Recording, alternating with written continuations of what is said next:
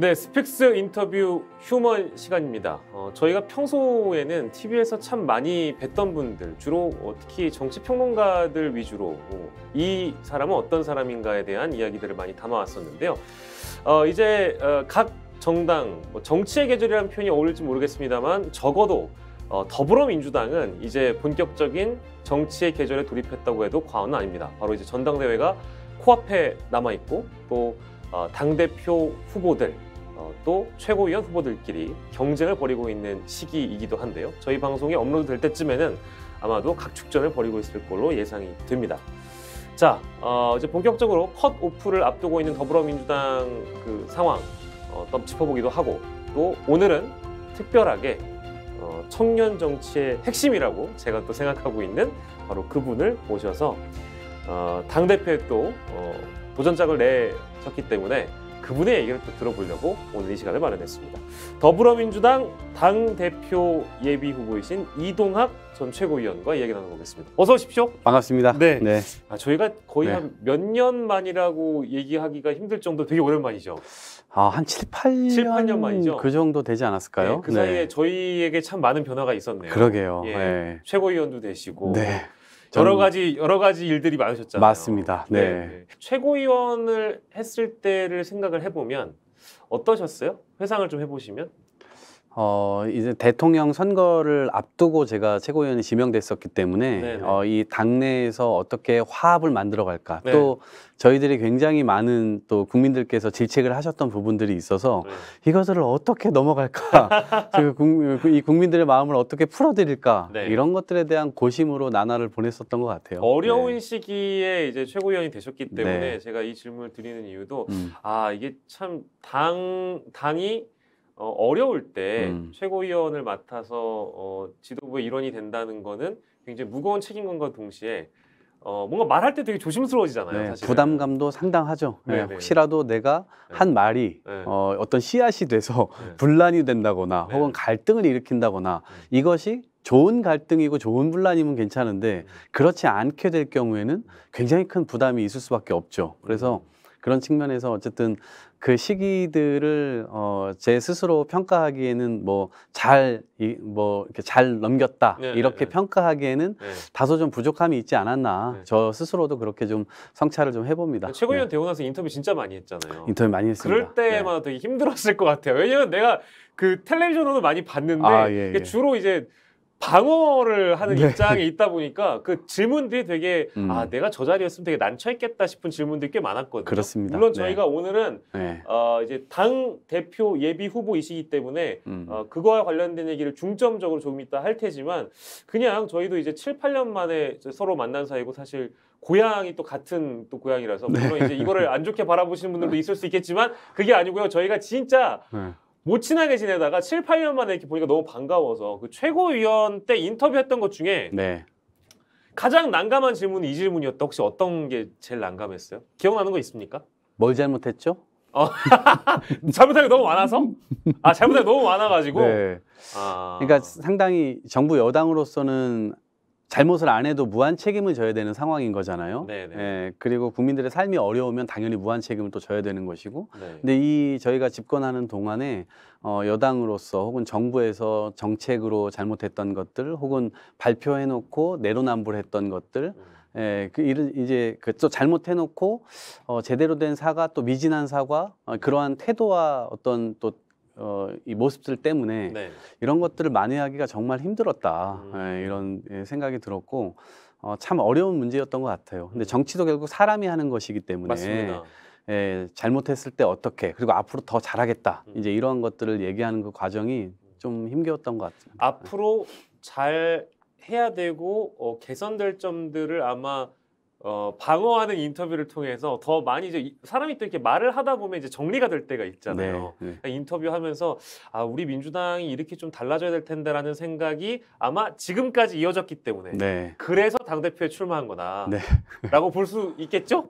더 좋은 민주당을 만들기 위해서 출마를 하게 됐고요. 어찌됐건 민주당이 계속 획일화되어 가고 있는 이 과정에서 좀 더 다양한 목소리, 다양한 세대들이 민주당으로 들어와서 새로운 역동성을 계속 보여줄 수 있어야 되겠다, 이런 생각이 있었고요. 그러한 목소리들이 결국 이 민주당의 다음 이것들을 좀 기대하게 만들 수 있지 않을까 이런 생각을 했습니다. 근데 역설적으로 그 반대로 표현하면은 그러니까 이제 그 지금 말씀하신 거에 사실 민주당이 달라져야 되는 그 가장 본질이 담겨 있는 것 같아서 네네. 천천히 얘기를 해보도록 하죠. 네. 저희가 시간을 오늘 좀 많이 잡아놔서 네. 당 대표 민주당은 어떻게 바꿔야 되는가? 그리고 더불어서 청년 정치인 중에 내가 제일 좋아하는 정치인이기 때문에 청년 정치에 대한 쓴소리를 해주시고 또 기성 정치에 대한 쓴소리를 분명히 해주셔야 돼요. 네. 왜냐하면 최근 들어서 뭐 이준석 당대표 몰아내기라든지 박지원 전 비대위원장 뭐 출마 논란이라든지 이런 것들이 있었잖아요. 그래서 그런 걸 바라보는 이동학 전 최고, 이동학 예비후보만의 시각이 있을 거기 때문에 그 얘기하기 전에 저희 방송을 보시는 분들 입장에서는 누구지? 라고 하시는 분이 아마 있을 수 있어요. 네. 그건 저를 바라보는 여러분도 똑같을 거야. 그래서 아마 우리 이동학 최고께서 이동학 예비후보께서 이동학입니다라고 하면서 자기소개를 좀 해주셔도 좋을 것 같아요. 저는 그동안 뭘 했고 뭐 이런 간단하게. 네. 제가 입당한 지 20년이 됐습니다. 벌써 2003년에 아주 20대 초반에 군대를 갔다 오자마자 의자를 나르는 아르바이트장이 갔는데 거기가 창당대회장이었습니다. 그래서 제가 입당을 하게 됐고요. 그 자리에서 제가 들었던 정치인의 연설이 너무나 가슴을 뛰게 만들었어요. 그래서 세상을 바꾸는데 나도 보탬이 좀 될 수 있겠다 해가지고 입당원서를 바로 써서 당에 입당을 해서 쭉 지금까지 이제 활동을 해왔는데 여러 가지 국면들이 있었던 것 같습니다. 네. 일단 들어가니까요. 청년들의 목소리를 받아들일 수 있는 창구가 당에 없는 거예요. 그래서 그것들에 대한 노력들을 열심히 하게 됐고 어쩌다 보니 어떻게 보면 청년 정치 1세대 청년 정치 1세대 거의 지금은 거의 화석 이렇게 부르고 있죠.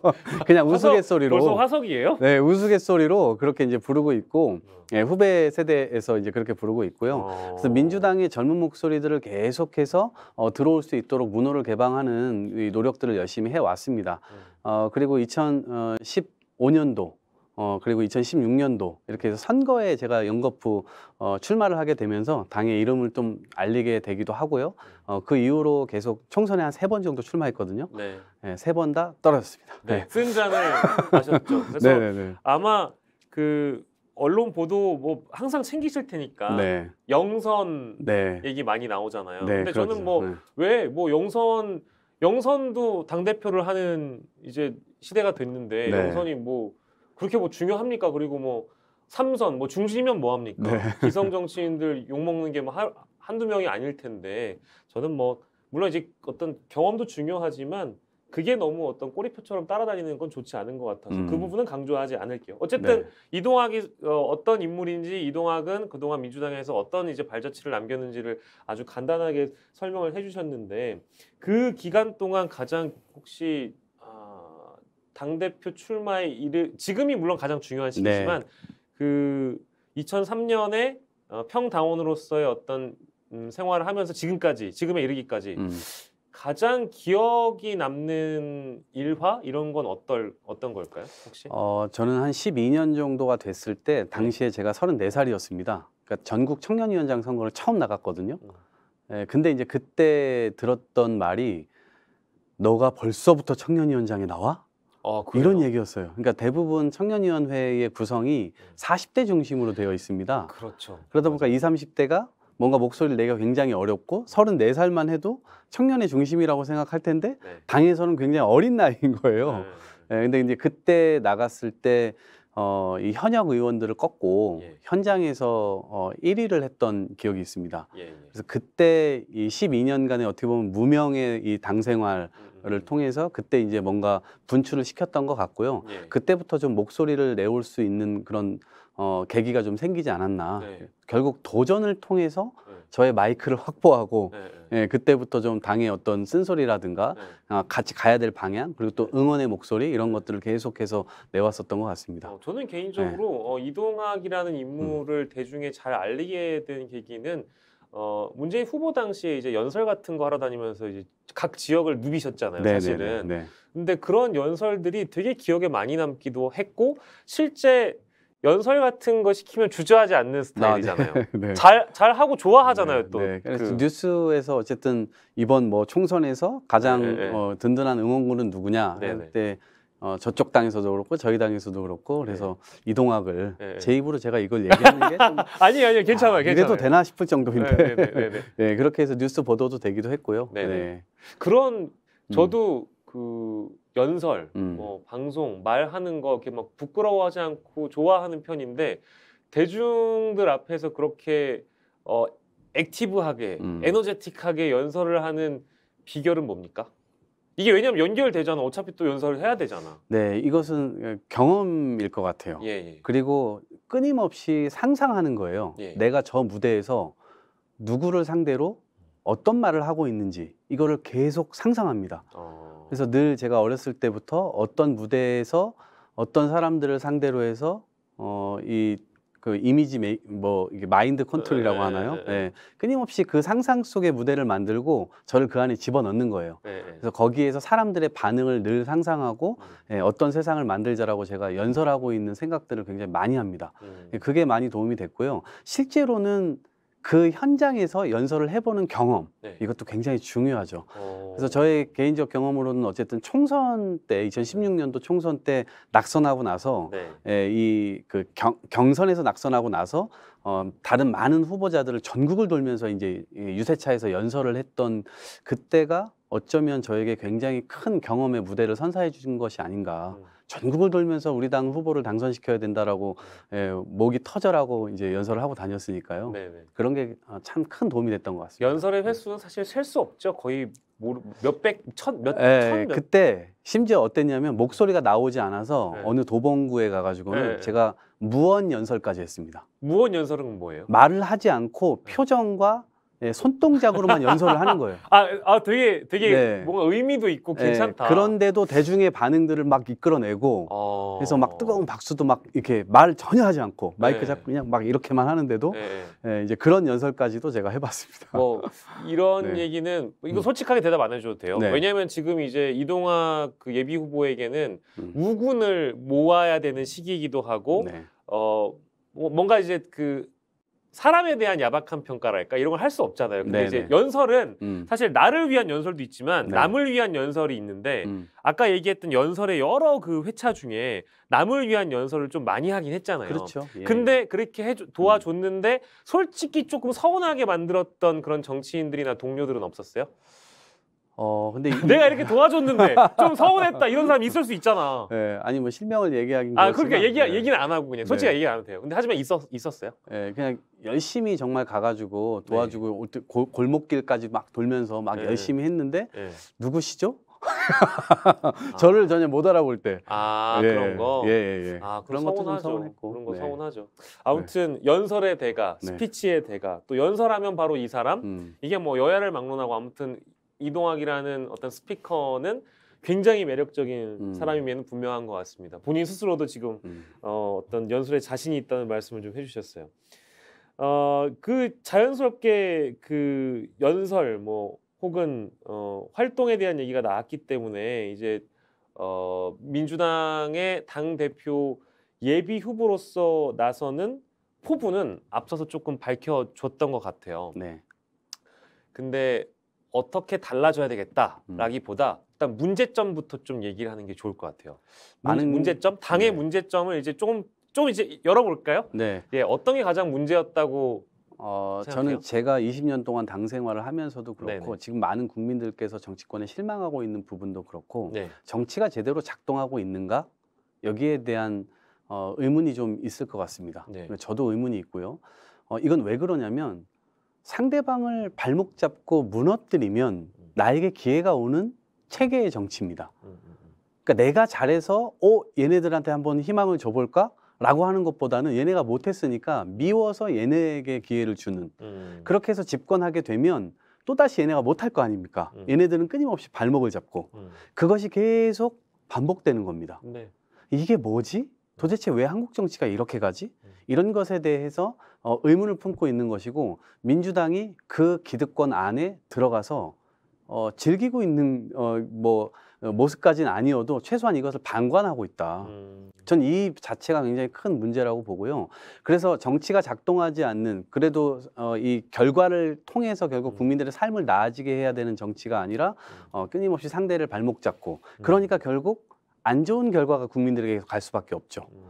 예, 이런 것 자체가 전 근본적인 문제라고 보고요. 네. 예, 민주당이 더 이상 그런 정치 질서를 방관해서는 안 되고 적극적으로 나서서 정치 이 기득권을 더 깨부수고 예. 새로운 사람들에게 선택지를 좀 줄 수 있어야 된다 이렇게 생각합니다. 그래서 예. 민주당이 그 역할을 주도적으로 할 때 저희가 생각하는 예를 들면 지금 오고 있는 초고령화 문제, 예, 복지의 제도는 과연 지속 가능할 것인가, 연금은 과연 지속 가능할 것인가, 이런 문제들을 해결해야 되는데 정치가 망가져 있다 보니까 그런 문제를 해결하기 어렵죠. 예, 그 정치를 좀 열고 싶다. 그래서 저는 이번에 그런 목소리들을 좀 목청껏 외치고자 나오게 됐습니다. 근데 되게 굉장히 큰 틀에서 물론 이제 지금 말씀하신 거는 굉장히 중요한 문제고 네. 큰 틀에서 접근을 하시는 것 같은데 그래서 이번에 보니까 정치 교체라는 표현을 쓰셨더라고요. 네, 맞습니다. 그래서 이런 배경 때문에 나온 거겠네요. 네, 지금의 정치권에서 벌어지고 있는 지금의 질서는 양당 체제의 질서예요. 그래서 양당의 기득권이 있는 거예요. 그리고 이게 이제 큰 문제가 있는 것이고 그 밑으로 당으로 들어오게 되면 국회의원의 기득권이 있습니다. 그 안에는 개파 기득권도 있어요. 네. 그러니까 이 양당 구조에서는 내가 잘 못해도 어차피 선택받으니까 이 혜택을 그대로 정치권이 누리고 있는 것이고 네. 당으로 오게 되면 자기가 못해도 그 개파 기득권 속으로 숨으면 또 기회를 갖고 국회의원을 할 수 있는 겁니다. 네. 기득권, 이 국회의원의 기득권과 이 양당의 정치의 기득권, 이것 자체를 깨부수는 것이 저의 목표입니다. 지금 근데 다 맞는 말이고 너무 좋은 말인데 이게 이제 아마 이 얘기를 듣고 나면 민주당을 지지하는 분들 중에는 특히 민주당의 문제점으로 표현되는 것 중에 하나가 바로 강성 지지층 내지는 팬덤 정치라는 지적을 기성 언론에서 많이 하잖아요. 네네. 근데 저는 팬덤 정치에 대해서 나쁘게 생각하지는 않아요. 아주 나쁘게 생각하지는 않고 이제 그것이 너무 극단적으로 몰려갔을 때는 뭐 좋지 않은 영향을 나올 수 있다고 생각을 하는데 강성 지지층들이 보기에는 지금 이동학 예비 후보가 얘기하는 이 정치 교체라는 게 너무 막연하게 다가오지 않을까라는 시선도 있을 것 같은데 거기서는 어떤 반론을 주시겠습니까? 이제 이런 겁니다. 민주당이 2015년도, 16년도에 문을 넓혔어요. 당원들이 들어올 수 있도록 온라인 입당 체계 시스템을 많이 그때 만들고 들어갔죠. 그때 자발적으로 엄청 들어오기 시작했고요. 최근에도 엄청 들어왔어요. 근데 문제는 뭐냐면 민주당은 문만 넓혀놓고 집은 안 넓힌 겁니다. 문만 넓혀놓고 집은 안 넓혀. 사람들은 그 문이 넓어졌기 때문에 막 들어왔습니다. 근데 인구 밀도 엄청 높아졌어요. 빽빽해져 있네요. 네, 그러면 여기가 쾌적하지가 않은 겁니다. 지금 그런 상태에 몰아놓고 사람들에게 극단적으로 잘못하고 있다. 저는 이것은 후자의 문제라고 생각해요. 그래서 1차적 책임은 당에 있다. 사람들을 받을 거였으면 작은 집을 큰 집으로 만들었어야죠. 네네네. 그러니까 사람들이 거기에서 악다구니를 쓰는 것이고 문자 폭탄 보내는 거고 네네. 저는 이거 큰 집으로 이사 가야 된다라는 주장을 하고 있는 것이고 네네네. 그 방식은 구체적으로는 당원들에게 기회를 확대하는 겁니다. 지금은 그것이 확대되어 있지 않아요. 그러다 보니까 국회의원들만의 기득권이 기존에 있는 것이고 의사결정도 당원과 무관하게 자기네들끼리 그냥 하는 거예요. 그래서 그 기득권을 좀 내려놓는 조치가 좀 필요하다고 보고요. 전당원 투표제라든지 아니면 당원들이 실제로 어떤 공론 테이블 이런 것들을 체계화해서 나와 의사가 다른 사람들끼리 모여서 그 자리에서 이 타협안을 만들어낼 수도 있고 이제 그런 것들을 지도부가 중용하고 이렇게 체계를 좀 의사결정의 체계를 여러 단위로 좀 만들 때 내 목소리가 무시당한다고 생각하는 당원들이 좀 줄어들 수 있을 거라고 생각합니다. 지금은 사실 그런 부분들이 너무 준비가 안 되어 있어요. 그래요? 그래서 저는 1차적 책임은 당에 있다. 그리고 두 번째로는 당원들이 예를 들면 너무 극단적으로 가서 우리 민주주의에서 포용할 수 없는 정도의 행태까지 가고 있는 거예요. 그거는 저희가 하기가 어렵다. 왜냐하면 혐오하는 말하기, 누군가를 증오하는 말하기, 이것은 민주주의자들이라고 얘기하기가 어렵거든요. 우리가 다시 민주주의자들의 정당 이런 것들을 만들기 위해서 노력해야 된다고 보고요. 1차적으로는 어쨌든 당의 노력, 그 다음에는 우리 당원들의 노력도 같이 가져가야 된다. 이렇게 보는 거죠. 단도직입적으로 우리 이동학 예비 후보는 수박이라는 표현에 대해서 어떻게 생각해요? 저는 적절하지 않다고 생각합니다. 왜냐하면 같은 한 당에서 사실은 모두의 힘이 필요하고 그 힘이 모아졌을 때 우리가 집권이 가능한 거잖아요. 근데 한 당에 있는 사람들에게 약간 자존심을 깎아내리는 말하기. 그럼 내가 말할 때 시원할 수 있지만 실제로 내가 어쨌든 힘이 필요하고 사람들의 도움이 필요하고 더 많은 확장을 끝에서 우리가 51%를 정치에서 이 꼭 차지를 해야만 우리가 이길 수가 있는 거잖아요. 네네. 근데 같은 당을 하고 있는 식구들에게 그런 말을 한다는 것은 저는 그거에 도움받을 가능성이 거의 없어진다고 봅니다. 그런 차원에서 서로가 그런 날카로움을 좀 줄이고 서로가 좀 이게 품는 말들을 좀 더 많이 할 때 누군가가 뽑혔을 때 그것에 승복하고 열심히 돕는 그런 문화들이 우리 당내에서 만들어질 수 있다 이렇게 봅니다. 솔직하게 혹시 그러면 이동학 후보께서는 이동학도 수박 아니야? 뭐 이런 표현도 뭐 직간접적으로 뭐 들어보거나 이런 적이 있습니까? 직접적으로 제가 들어본 건 없는 것 같습니다. 그리고 제가 댓글에서도 그런 건 뭐 잘 모르겠습니다. 그래요? 네. 혹시 뭐 제가 모르는 곳에서 또 그런 얘기가 나올 수도 있지만 저는 승복론자예요. 민주주의라고 하는 것은 누구나 도전할 수 있다. 그리고 다른 의견을 얘기할 수 있다. 오케이. 그러면 결과에 승복해야 된다. 근데 그 결과에 승복하지 않는 행위들은 그것도 문제인 거죠.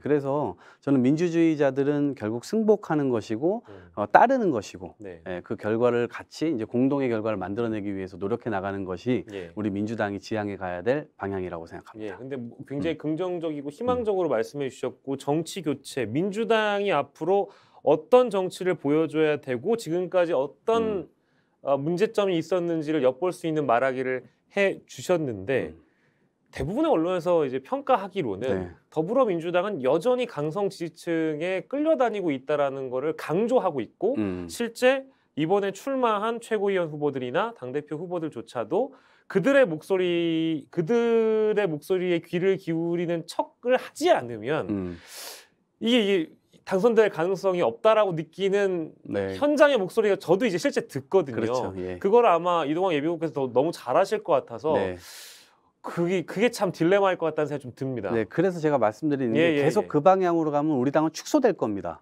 그래서 그것을 축소되는 것이 아니라 그리고 그 당원들이 완전히 잘못됐다라고 막 몰아붙일 게 아니라 큰 집을 만들자는 거예요. 당원들도 그렇게 활동하는 것보다는 좀 더 포용력 있게 활동할 수 있는 토대를 당에서 만들고 서로 이견이 있는 사람들과 토론할 수 있는 무대를 더 많이 만들고 이렇게 해나갈 때 우리가 민주주의의 질적 수준을 좀 더 도약시킬 수 있다. 민주당이 그런 도전의 길을 나서고 그 실험에 성공하게 되면 실제로 그 넥스트 버전은 지금 우리가 사회적으로 합의해야 되는 문제들이 굉장히 많습니다. 이게 그냥 당파적으로만 나서서 우리가 그냥 오라 이 정도로는 해결이 안 되는 문제가 많아요. 예를 들면 아까 말씀드렸던 대로 연금 문제 이거 어떻게 할 겁니까? 사회적 합의를 해야 돼요. 그럼 그 합의의 테이블을 우리 당에서 실험해봤던 것을 성공시킨다면 국가 전체로 넓혀서 국민들과 함께 그 합의의 테이블을 만들어 볼 수 있을 겁니다. 그렇게 해서 세대 간의 갈등 요소 혹은 앞으로 이 계층 간의 갈등 요소 이런 것들을 그 합의의 테이블에 놓고 우리가 논의를 해갈 수 있다면 우리가 이것들을 성공시켜서 제대로 된 이 합의안들을 만들어낼 수 있다면 저는 전 세계의 새로운 민주주의 모델을 민주당이 제시할 수 있다 이렇게도 보는 겁니다. 어차피 얘기가 나왔으니까 선거 얘기로 지금 이미 나아가고 있어서 그 얘기도 할까요? 그러면 단일화. 단일화 얘기 많이 나오잖아요. 그러니까 이제 후보들이 이제 막 이제 난립하고 있으니까 헤쳐 모여 할 것이다 이제 이 얘기고 당연히 그 헤쳐 모이는 분들의 면면도 지금 이미 다 보도가 되고 있고 근데 하지만 선을 딱 그은 사람이 바로 이동학 예비 후보더라고요. 맞습니다. 절대 단일화 없습니까? 지금의 이 논의 수준으로는 단일화하기가 굉장히 힘들죠. 왜냐하면 기본적인 논리가 반명이에요. 반명. 맞아요. 저는 이것은 하나의 노선이 될 수 없다고 생각합니다. 친명이 되냐 반명이 되냐 이걸로 혁신할 수 있는 거냐 저는 그건 아니라고 봐요. 그래서 친명도 반명도 아닌 저는 소명의 길로 가자. 우리가 실제로 민주주의 사회에서 민주당이 해야 될 역할은 뭐냐 앞으로 그리고 국민들의 삶을 위해서 어떤 걸 좀 바꿔낼 거냐 이게 논점이 되어야 된다고 생각합니다. 그럼 그런 지점에서 우리가 예를 들면 제가 얘기했던 정치교체 지금의 이 양당제 정치 지긋지긋하다 이 기득권 깨자. 그러면 이것에 대해서 서로 합의할 수 있냐? 이런 부분들에 대해서 얘기하자고 하면 그거는 얘기해 볼 수 있겠죠. 근데 애초에 전선이 누군가를 반대하는 전선에 서서 이걸 하자라고 하면은 저는 애초에 친명도 반명도 아닌데 제가 들어갈 판은 아니다. 저는 민주당의 다양한 목소리들, 저와 같은 생각들을 가지고 있는 사람들을 최대한 끌어모아서 민주당에 이런 목소리들도 있다. 그리고 저는 실제로 이 길이 옳다고 생각하기 때문에 이 길을 가야 되는 것이지 갑자기 반명 전선에 제가 들어가 가지고 제 목소리들이 거기에 그냥 다 흡수되게 만들어 버리면 이거는 제가 나오나 마나 한 일이죠. 제가 애초에 안 나왔죠. 그렇게 할 것 같았어요. 그러면 좀 더 그 말씀을 하셨으니까 친명도 반명도 아니다. 이동학의 길이 있다. 이게 약간 스픽스의 노선이거든요. 보수도 진보도 아니다. 우리는 합리로 간다. 이제 이거인데 굉장히 동의합니다. 왜냐면 실용이에요. 이제. 실용 맞아요. 실용 맞는데요. 그래서 그 질문을 제가 드리기엔 아주 적합한 위치에 있는 것 같아요. 왜? 스픽스도 그런 위치로 위치에서 시작을 했는데 유튜브의 시장이나 플랫폼의 시장은 어차피 확증 편향에 이미 빠져 있거든요. 양극단으로 갈 수밖에 없는 거죠. 그렇게 하지 않으면 장사가 안 된다는 거를 이미 유튜버가 입증을 해주고 있어요. 근데 정치는 세력을 가지고 하는 거다. 근데 친명도 반명도 아니다. 이동학만의 길을 가겠다. 그러면 이미 패거리 정치라는 표현 죄송합니다. 이 세력이 나눠져 있는 상황에서 그러면 이동학만의 세력을 만들 수 있는 어떤 동력이 있어야 되잖아요.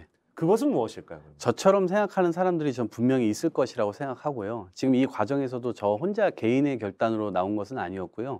주변에 논의하는 분들과 이러한 생각들을 공유하고 있었고 이 방향으로 정치가 계속 간다면 우리가 집권한다 하더라도 결국에는 우리도 하고 싶은 것을 못하게 되는 계속 발목을 잡히게 되는 결과를 이미 우리가 지난 동안 경험해 왔던 거거든요. 이제 사실은 지지층을 결집시킬 만한 정치인들도 저는 필요하다고 생각하고요. 지지층을 넘어서서 더 확대 발전시킬 수 있을 만한 정치인들도 필요하다고 생각하는 겁니다. 어느 한쪽을 선택해야 되는 건 아니라고 봐요. 근데 저와 같은 사람들의 목소리가 쪼그라들면 쪼그라들수록 민주주의 자체가 위협을 받게 되는 겁니다. 그래서 더 다양한 목소리가 나오지 않고 획일화되는 이 문제에 있어서는 민주당이 계속해서 힘을 잃게 될 것이다. 외부 동력 혹은 이 새로운 동력들을 계속 민주당이 유입시키면서 개혁 아젠다들을 발굴해내면서 그런 게 민주당의 동력인데 그 자체가 어려워지게 되는 거죠. 아까 말씀하신 대로 확증 편향의 정당으로 가게 되면 전 영원히 집권 가능성이 없다고 보는 거죠. 맞는 말씀이에요. 옳은 말씀이고 그래서 지금 파란이 일어나고 있습니까? 얼마 전에 SNS에 올리신 걸 보니까 파란이 일어났다라는 게시물 올리신 것 같은데. 어제 여론조사 얘기하면 또 이거 아니요, 괜찮아요. 날짜랑 이런 거 다 얘기해야 되는 거 아닙니까? 괜찮아요. 저희가 자료 넣어드릴게요. 여기 다 넣었습니까? 제가 당 지지율에서 2등 하는 결과가 나오고요. 그다음에 국민 지지율에서는 4위가 나옵니다. 근데 거기에 박지원 전 위원장이 들어가 있어요. 근데 사실상 이번에 출마가 무산됐기 때문에 거기가 빠지면 제가 3등이 되는 거죠? 그렇죠. 국민 지지에서는 3등, 당원 지지에서는 2등 이렇게 나오는 거고요. 거기에 로데이터를 보니까 호남에서 저의 지지가 높아요. 왜 그럴까요? 그래서 그거는 조금 그러니까 현실 정치인들에 대한 어떤 비토 정서가 있는 것 같아요. 이번에 광주에서 투표율이 굉장히 낮았잖아요. 37% 정도 됐는데 좀 그것은 따끔했죠. 사실은 민주당이 심판받은 겁니다. 더 이상 선택할 수 없는 상황에서 민주당이 그것을 오히려 걸어놓고 시민들의 어떤 심판을 받아도 상관없어. 우리는 어차피 선택받고 집권은 우리가 하니까. 이제 그런 약간 무사 안일 이런 것에 대한 심판이었다고 보고요. 기성 정치에 대한 기본적인 어떤 비토 정서가 저로 좀 오고 있는 것이 아닌가. 그러니까 새로운 정치를 좀 해봐 달라. 그리고 산업화 세대와 민주화 세대가 끊임없이 갈등의 이 정치만 하고 있고 사회적 신뢰 복원에 실패하고 있는 상황에서 이동학이라고 하는 사람이 원외지만 힘이 없을 것 같지만 그래도 한번 희망을 걸어보자라고 하는 심리가 투영된 것이 아닌가 이렇게 생각합니다. 근데 저는 저희가 7년, 8년 만에 지금 만나서 저는 여기에 앉아 있고 이동학 예비 후보는 당대표에 이제 출마를 하십니다. 그가 많은 연설도 받고 많은 인터뷰를 받지만 말씀을 되게 잘하시네요.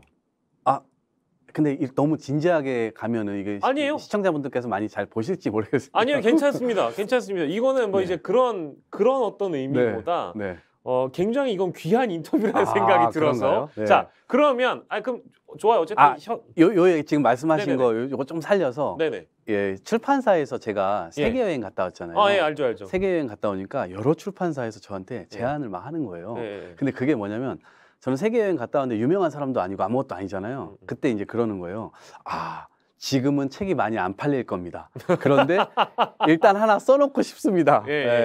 그런 차원에서의 이 유튜브도 나중에 의미가 있게 제가 만들어야 되겠다 이런 생각 노력을 많이 보실 거예요. 반드시 많이 보실 겁니다. 얍 주문을 넣었어요. 자, 근데 아까 뭐 저희가 이게 진짜 시간이 엄청 빨리 가요. 네. 거의 이제 30분을 인터뷰하는 동안 네. 이동학 개인에 대한 소개, 당대표 출마에 대한 포부, 민주당은 어떻게 바뀌어야 될 것인가, 기존의 민주당의 문제점들 빠르게 좀 소개를 해줬어요. 네.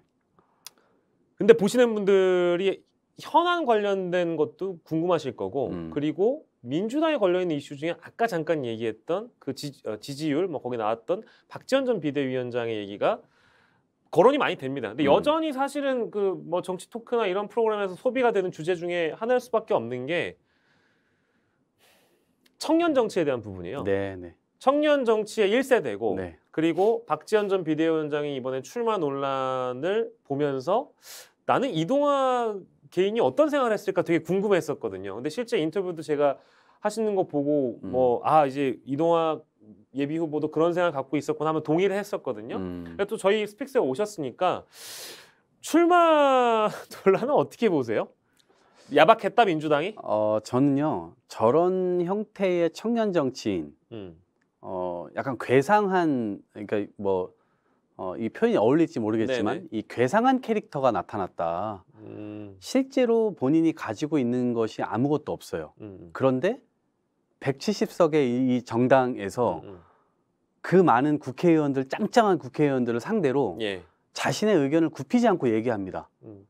이게 저는 사실 청년 정치에서 필요했었던 것이 아닌가. 네. 저 정도 돌격 할 수 있는 정도의 투지와 이런 것들이 없으면 기성 정치에 전부 다 흡수돼 버리거든요. 예, 예. 근데 이거는 박지원의 뭐 이 영역을, 자기가 영역을 딱 구축을 한 거예요. 예. 그래서 그런 점에서 저는 의미 있게 봤습니다. 예, 예. 그 자기가 출마시켜달라 안 시켜달라 이런 논쟁 여부를 떠나서 예, 그런 생각을 했고요. 네네.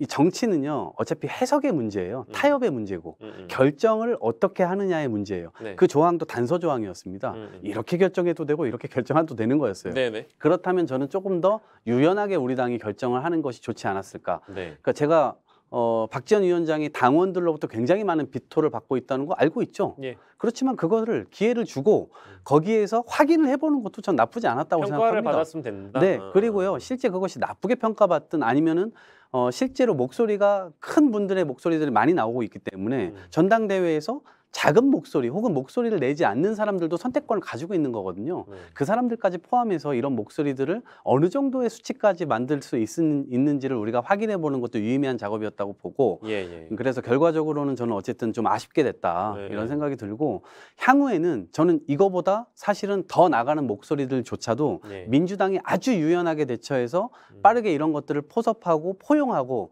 이런 형태의 자세와 태도를 갖지 못한다고 한다면 예. 저는 계속해서 쪼그라들 수밖에 없다라고 보는 겁니다. 그리고 박지원 위원장 역시도 네. 이 과정을 통해서 굉장히 많은 성장을 하고 있을 거라고 생각합니다.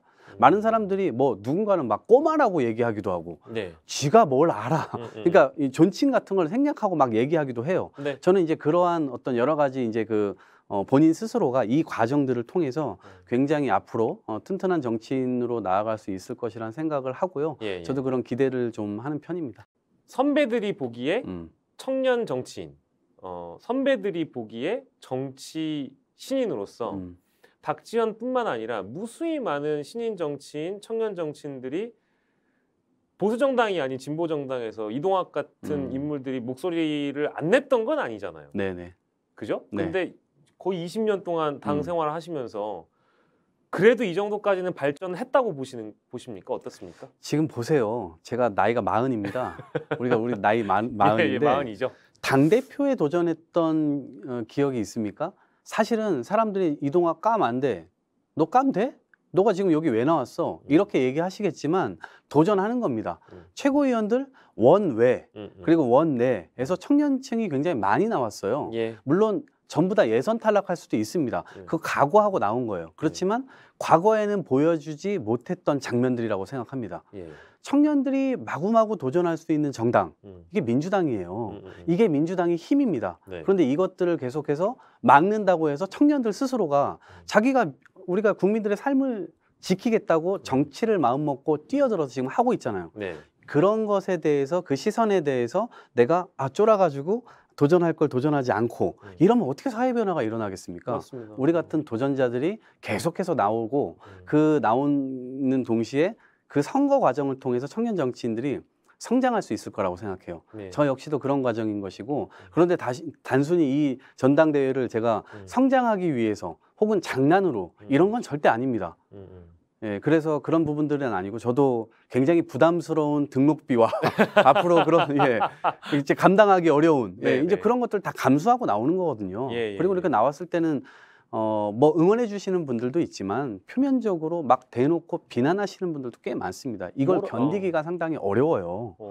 예, 그런데 그런 것들을 감수하고 나와서 저희들의 목소리 그리고 청년 최고위원들도 좀 주목을 해주시면 좋을 것 같은데요. 원외니까 관심을 갖지 마시고 이 사람들이 10년 뒤에 정치를 이끌어간다 생각하신다면 많은 분들께서 한번 주목해 주시면 좋을 것 같습니다. 네.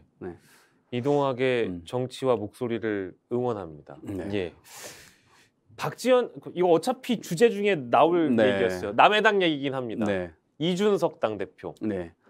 청년 이동학이 바라보는 청년 이준석 당대표의 이른바 망신주기 몰아내기 뭐 찍어내기 여러 가지 표현들이 등장하지만 이 상황은 어떻게 평가를 하시고 어떻게 될 것 같습니까? 일단은 전 지난해 6월 달에 이준석 대표가 선출될 때 청년 정치의 공간을 상당히 많이 열었다. 본인이 뭐 청년 정치 강조하거나 이런 사람은 아니지만 어쨌든 사람들의 보는 시각이나 다른 선택을 할 수 있구나. 이런 가능성을 열어준 겁니다. 민주당도 저는 이번에 그런 선택을 할 수 있다. 이런 것들을 좀 보여주고 싶다. 이런 생각은 드는데 이준석 대표의 앞날에는 두 가지 선택지가 있는 거예요. 실체적 진실이 맞냐 아니냐가 중요합니다. 근데 그게 만약에 아닐 경우에 실체적 진실이 아닐 경우에는 전 살아 돌아올 수 있다고 봅니다. 경찰 수사 결과 뭐 무혐의가 나오거나 기소 의견도 아니고 그냥 묻힌다 이러면 돌아오는 거죠. 그렇죠. 그럼 돌아오는 거고요. 그 자력을 갖게 될 겁니다. 이 사람은 독립적으로 자립적으로 힘을 갖고 있는 사람이에요.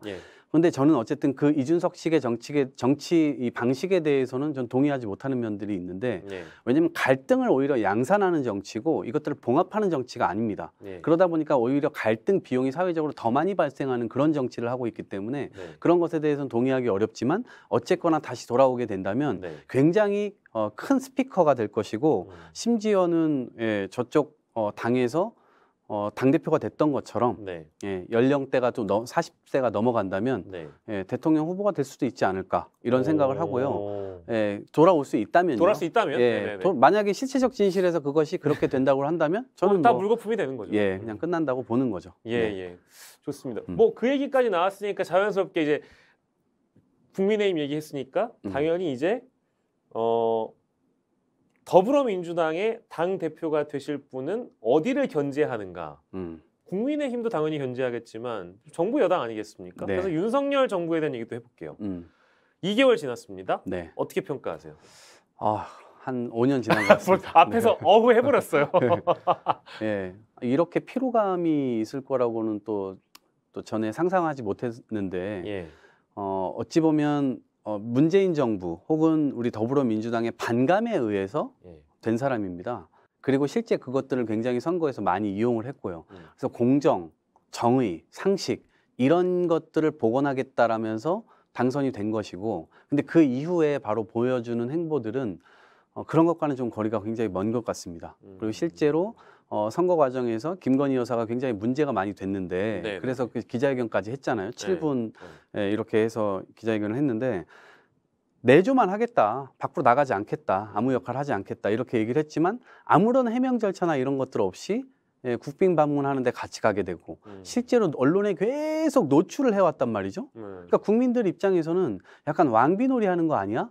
그리고 이 제2부속실을 없앴잖아요. 이게 보통 영부인을 신경 써주는 그런 부서인데 그 부서를 없앴는데 코바나 콘텐츠 직원들이 대통령실 직원에 막 취직되어 있고 최근에 일고 있는 사적 채용 논란도 선거운동 과정에서 뭐 후원을 했다고 하기도 하고 그다음에 유력 정치인의 친구의 아들이라고 얘기를 하기도 하고 뭐 친척들도 막 있고 이런 것들에 대한 인식 그리고 결국 그것을 해명하는 과정에서도 저는 상당히 청년들의 공정한 어떤 그 기대 이런 것들을 완전히 다 무너뜨리는 해명이었다고 봐요. 문제 인식을 전혀 느끼지 못하고 있는 그러니까 전 정권도 그랬다.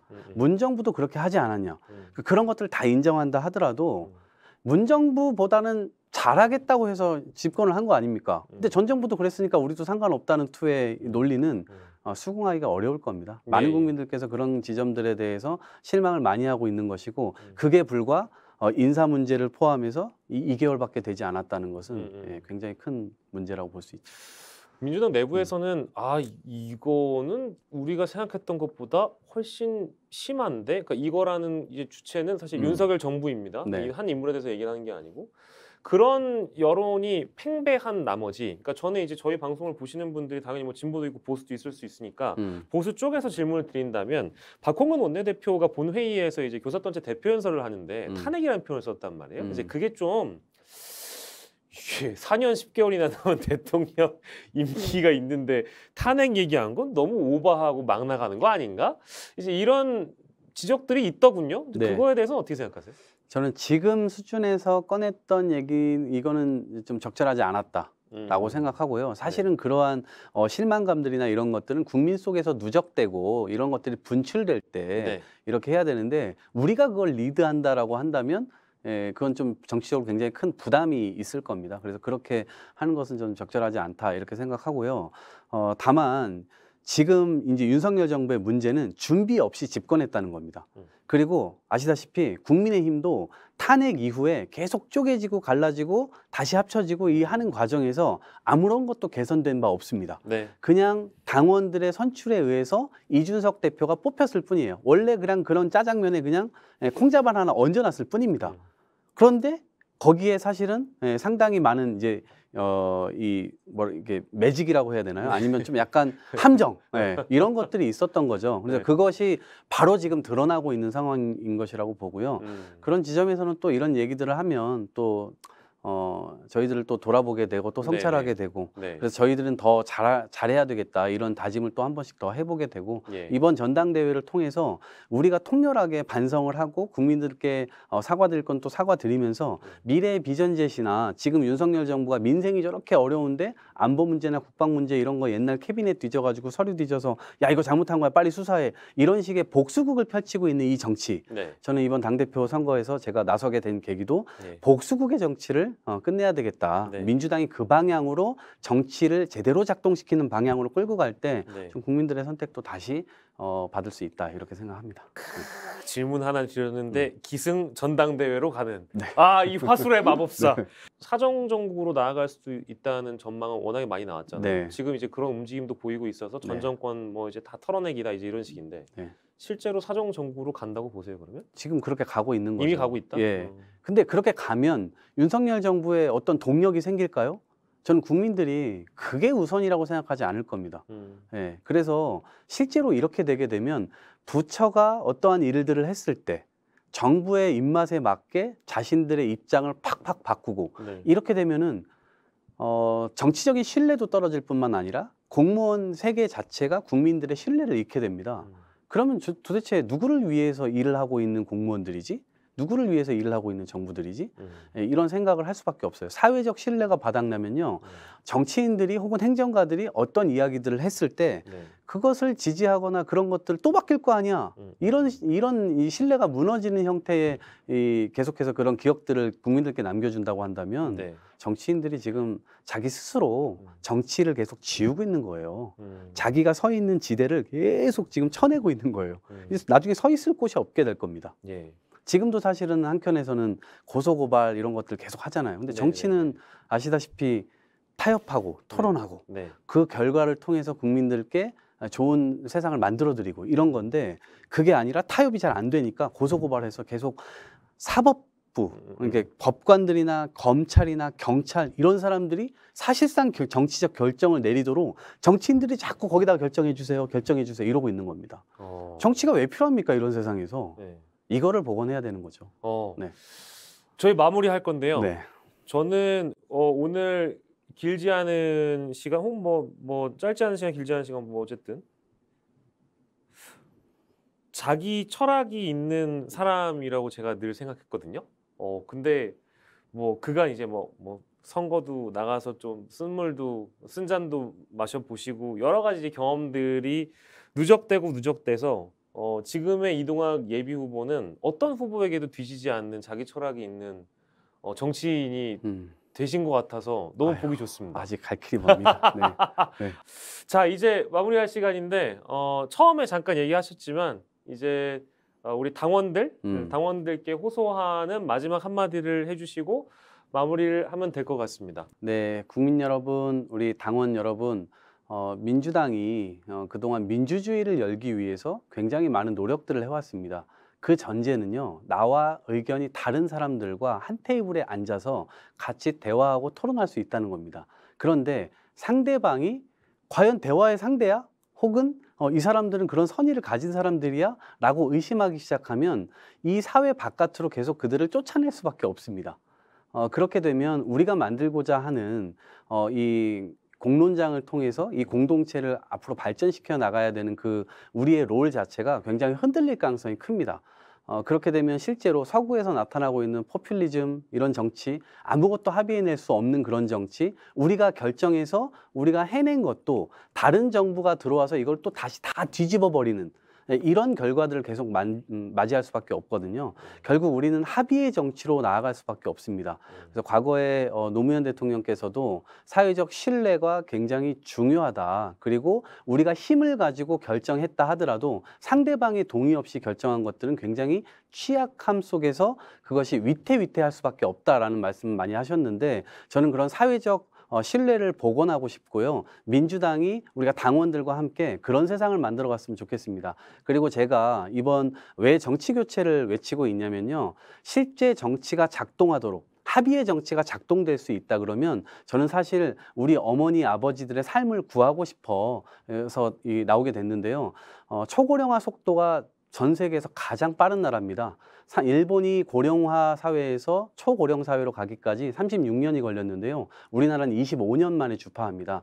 앞으로 우리가 원하지 않더라도 세대 간의 갈등이 굉장히 많이 일어날 텐데요. 그러면 연금에 관한 지속 가능성, 복지에 관한 지속 가능성 이걸 두고 굉장히 많은 갈등이 일어날 겁니다. 저는 그것을 해결하는 정치를 하고 싶고요. 그 정치의 이 역할에서 민주당이 그런 것들을 좀 리드해 나갈 수 있어야 된다고 생각합니다. 그래서 그러한 정당을 함께 만들기 위한 노력 함께 해나갔으면 좋겠고요. 이번에 많은 사람들이 민주당도 새로운 선택을 할 수 있구나. 정말 달라질 수 있겠는데 혹은 이동학이 본선에 진출하게 되면 이것 자체가 굉장히 큰 파란이 될 겁니다. 그러면 많은 국민들이 다시 한번 민주당 뭐야? 이렇게 쳐다볼 수 있는 기회를 제공할 수 있지 않을까 생각하고요. 이동학 기호 3번 예비후보입니다. 많이 지원해 주시고 응원해 주시기 바랍니다. 고맙습니다. 네, 이동학 예비후보였습니다. 바보야, 친명도 반명도 아니야. 바로 이동학이야. 라고 오늘 인터뷰를 정리할 수 있을 것 같습니다. 어떤 향기와 가치를 갖고 있는지 그걸 느낄 수 있는 인터뷰 시간이어서 너무 저도 개인적으로 좋았고요. 정파를 떠나 큰 가치를 갖고 정치를 한다는 거는 여야 모두에게 필요한 지점이라고 생각합니다. 그런 의미에서 오늘 더 뜻깊은 인터뷰라고 생각합니다. 이동학 더불어민주당 당대표 예비후보와 함께했습니다. 응원하겠습니다. 네, 고생하셨습니다. 고맙습니다. 네, 스픽스 인터뷰 휴먼은 이렇게 여러분들께 가까이 다가갈 수 있는 시간을 마련하고 있습니다. 정치평론가 또 정치인 뿐만 아니라 교수님 여러 인물들과 함께 인터뷰를 나누고 있는데요. 많은 관심과 사랑을 부탁드리겠습니다. 오늘 이동학 더불어민주당 당대표 예비후보와의 인터뷰 진행해봤습니다. 여러분 고맙습니다.